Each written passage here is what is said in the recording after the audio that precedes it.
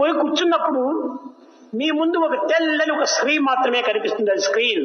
When you go and sit in a theater, you find white screen in front of you. కానీ ఆ screen ఎంతసేపు మీరు చూసుకుంటూ కూర్చోలేరు. But you can't bear to see that sight of the కానీ screen. మీరు wait చేస్తున్నారు.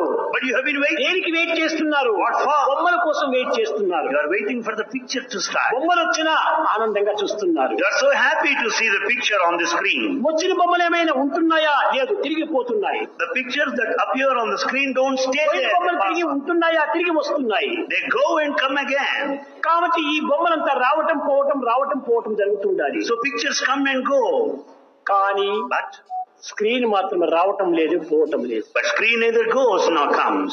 అది ఏ బ్రహ్మ సత్యం, జగత్ మిథ్య. Therefore Brahman divinity is permanent and true. మిథ్య అనగా జగత్.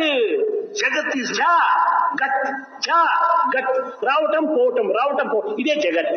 Jagat means that which comes and goes. That is Jagat. కాబట్టి బొమ్మలు వస్తున్నాయి, పోతున్నాయి. Pictures come and go. అది జగత్తు. That is Jagat. సర్వం విష్ణుమయం జగత్తు అన్నాడు. That's the meaning when it is said.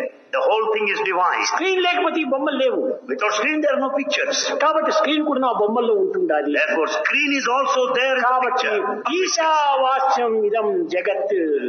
The whole universe is fully divine. అన్ని బొమ్మలు ఎందుకు కూడా ఉండినటువంటిది ఆత్మ ఒక్కటే.